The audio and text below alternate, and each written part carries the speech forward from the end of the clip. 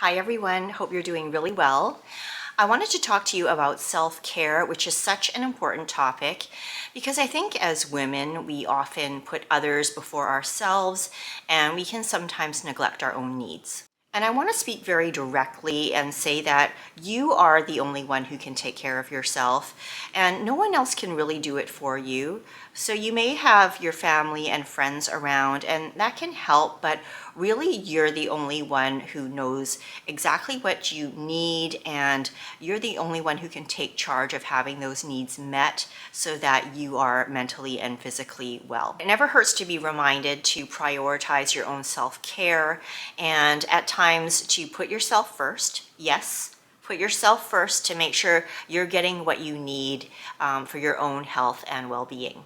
Self-care is not selfish, it's necessary because you need to take care of yourself so you'll have the physical and emotional energy to take care of the people and things going on in your life. So we're going to talk about what self-care means, the benefits of self-care, and also what negative impacts could occur if you don't take care of yourself. And I'll have lots of self-care tips and suggestions for you to use, as well as things that I personally love using in my own self-care routine, and I'll leave a list of those down in the description.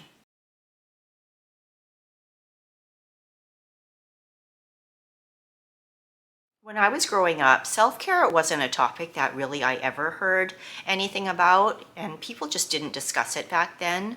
But in recent years, it's really come to the forefront, and now there's so much discussion about it and a lot of awareness being brought to the importance of self-care. Self-care and self-love are really the same thing, and the first step towards your self-care journey is really to pause and become aware of your physical and emotional state. So becoming conscious of how you feel physically, how your body feels, is there something that doesn't feel right?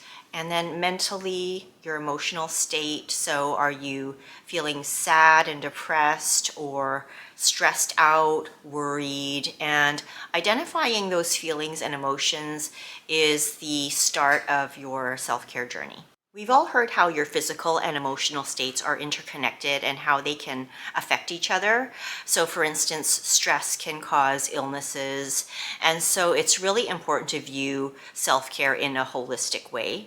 Because knowing that you have to take care of yourself physically and mentally and emotionally are all things that are going to lead to a happier and healthier life. And an act of self-care doesn't have to be something huge and complicated.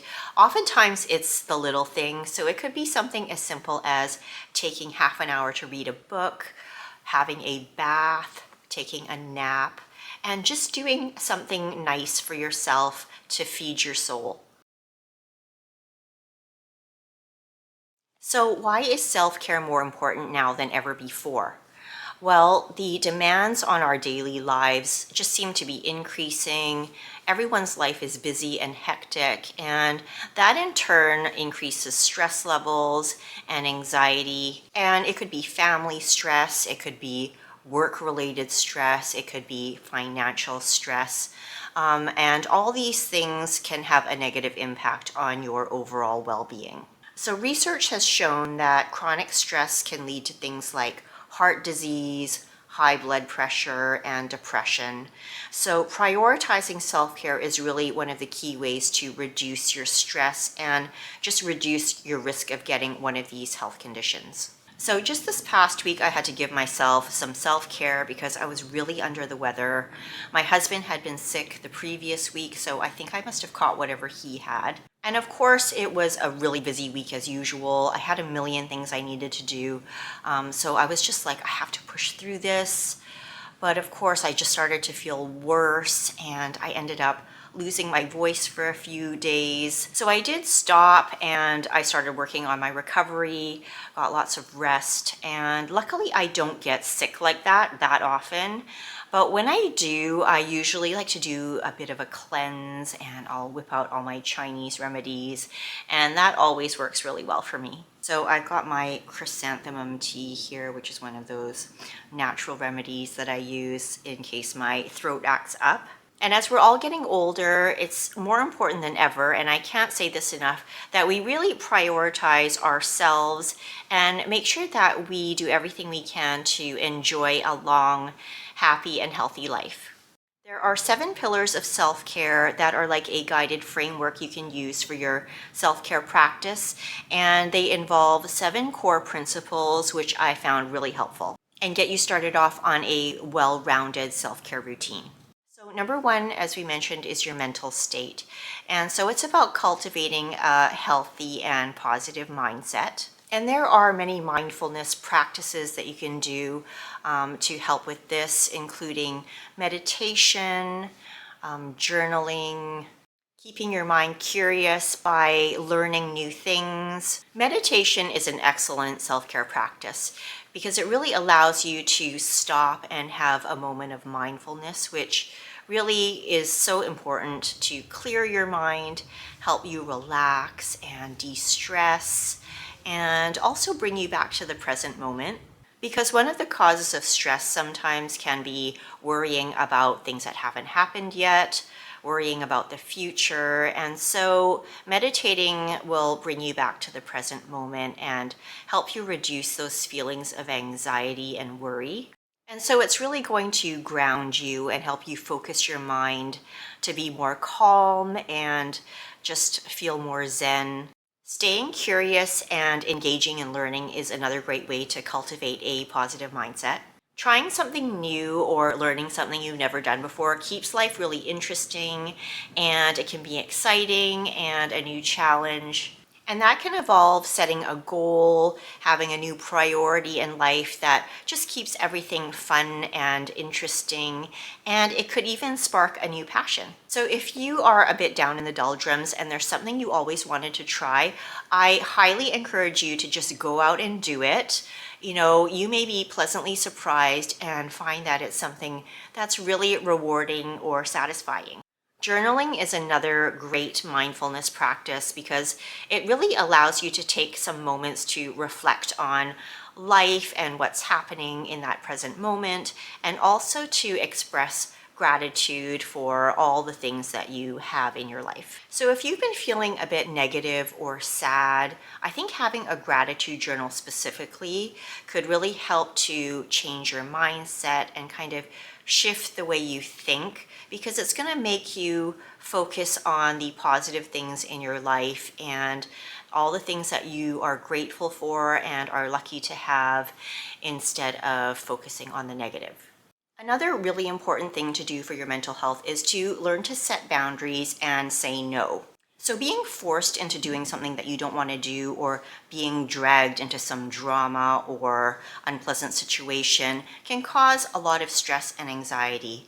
So learning to say no is your way of setting boundaries and letting people know that you are not interested in that and you are more concerned with your own well-being. Saying no to things that don't serve you may not be easy at first, but you will get better at it, and you'll find it is very empowering because the ultimate goal is to keep your peace.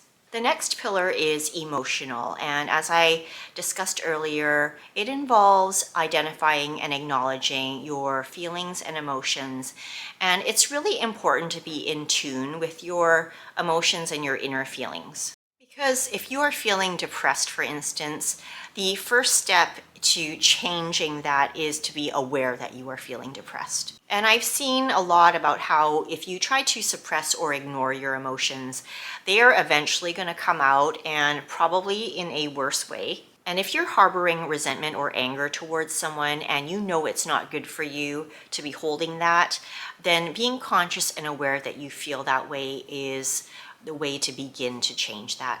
So developing healthy coping mechanisms is the self-care part, because you really can't control what goes on around you or what other people do or say. So you need to find ways to stay resilient and maintain a healthy emotional state. So this can include talking with people who are supportive, close family and friends who you can really talk things out with, confide in, and get your, feelings and emotions out. You could seek counseling or a therapist, And there is absolutely no shame in that.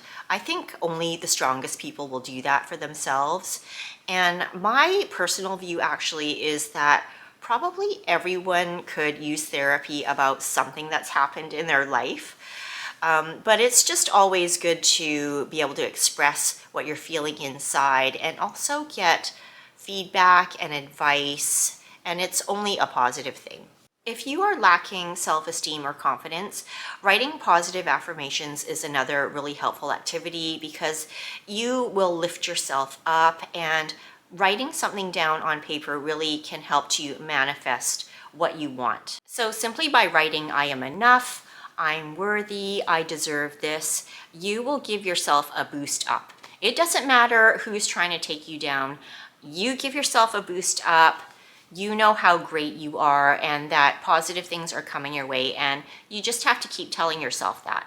And again, practicing gratitude is a key part of emotional self-care because it allows you to focus on all the things that you're happy and thankful for, like your family, your kids, your job, your home, and your health. The next pillar is physical self-care, and that one is so important, especially as we age. And it involves taking care of your body, so eating healthily, getting lots of sleep, and exercising. Of course, you want to eat a healthy and balanced diet of nutritious foods, drink lots of water, and just fuel your body with things that are going to help you look and feel good.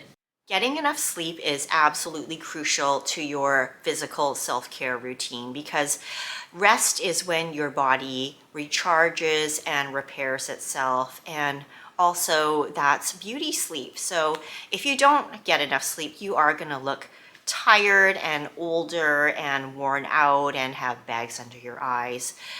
So please, if you know you're not getting enough sleep, that would be the first thing that I would change. In fact, my Chinese doctor has told me that getting enough sleep is in the top 3, if not the best thing that you could do for your health. Because even if you are eating well and exercising, if you are sleep deprived, it could have detrimental effects on your health. So things like increased stress levels, irritability, and it could even put you at higher risk for health conditions. So I've been advised to get 7 to 8 hours of sleep per night, and I know that's what makes me feel the best. And if it's helpful, you can also practice sleep hygiene, and that would be like going to bed at the same time every night, making sure your room is comfortable and quiet, to get the best night's sleep possible, and also not to look at your screen before bed.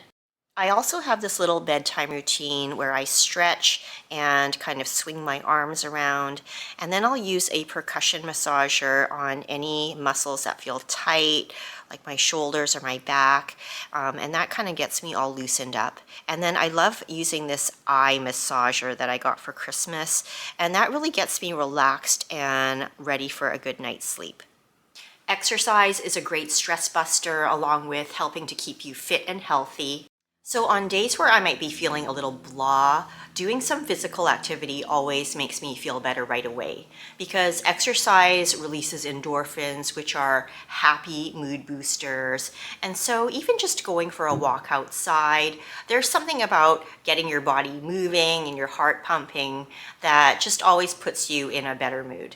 Other benefits of exercising is that it's de-stressing, it's going to reduce anxiety, and it will help you sleep better. So it's really essential to good health overall.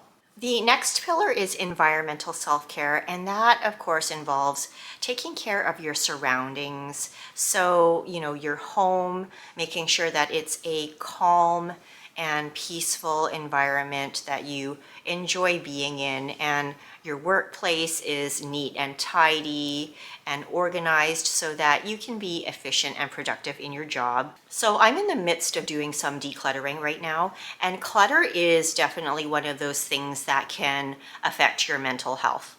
A cluttered home equals a cluttered mind and a cluttered life. Because when you look around your home, which is supposed to be, a relaxing and calming space, instead you're seeing messes, piles of stuff everywhere, and disorganization, and that can really weigh you down and actually cause stress and anxiety. So, if this is what you're experiencing right now and you're feeling really heavy and weighed down by all your stuff, as an act of environmental self care, please take those first steps of decluttering, just donate stuff, give it away, and give yourself a chance to really relax and breathe in your home. Redecorating or making some changes to your environment is another great way to make you feel happier.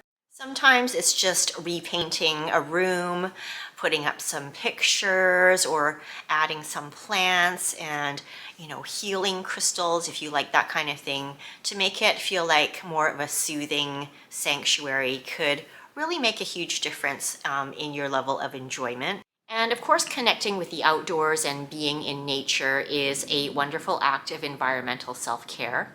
I know that for me, going for a walk, just being outside under the sun in a nice natural environment always makes me feel happier. If you live or work in the city and you're just bombarded by noise and traffic and staring at your screen all day, it's really nice if you can unplug and maybe go to a quiet park for lunch, go for a hike on the weekend, and it will really do your body and mind a world of good.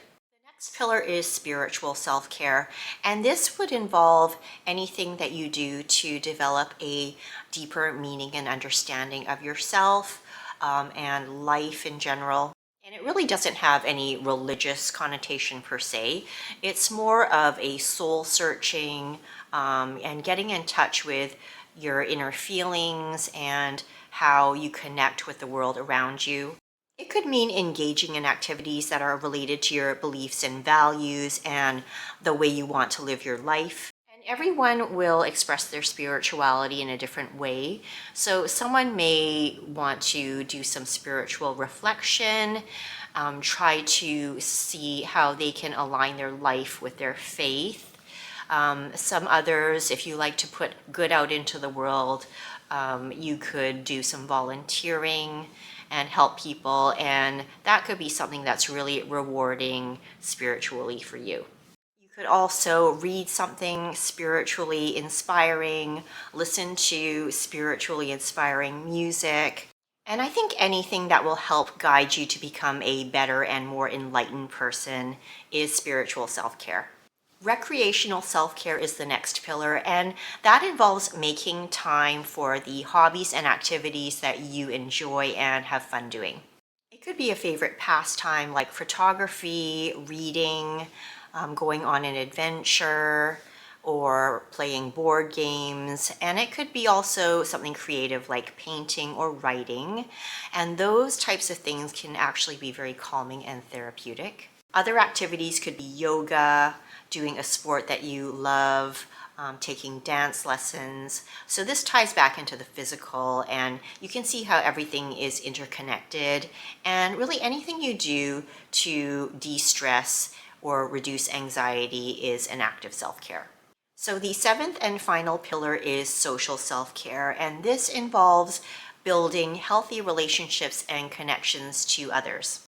Spending quality time with loved ones and good friends can really foster a sense of belonging and community. And having a trusted friend or family member that you can just have a good chat with, who hears you and understands you, is really nice because it can be very validating and it always leaves you feeling good afterward. So, although life can be busy, making the time and effort to nurture those relationships with people that mean most to you can really bring so much joy and fulfillment into your life. There are different types of clubs and support groups that you could join, and that could be in person or even online. You could join a chess club, a book club, anything where you can connect with other people over a common and shared interest is great. It's always easier to make friends and bond with someone when you have a shared interest already. Having your own social circle, I think, is such an important part of your enjoyment of life. We are all put on this earth to be with each other, and so I really think that that is such an important thing, especially as we age. Sometimes you can start to feel more alone. So anything you can do to build up your social connections is going to really make for a happier life. So to finish off, I've written down 20 things that you can try for your own self-care, and these are just suggestions, but I will run through the list really quick. So eat your favorite meal, get some sunshine and fresh air, read a book, have a cup of tea, pray, light a candle, take a nap, journal about 5 things you're grateful for, stretch, do some gardening, try a new skincare product, learn a new skill, listen to an audiobook or podcast, have a good cry when you need to, watch your favorite movie, take a long bath, wear something that makes you feel good, listen to your favorite playlist, do a digital detox, which is turn off your phone and devices, and say no to things that don't serve you. And number 21, the big one, put yourself first. I would love to hear in the comments all your little favorite things to do for your self-care. If you found this video helpful, it would be lovely if you would like and subscribe below. And in the meantime, take good care of yourself, and I will see you in the next one.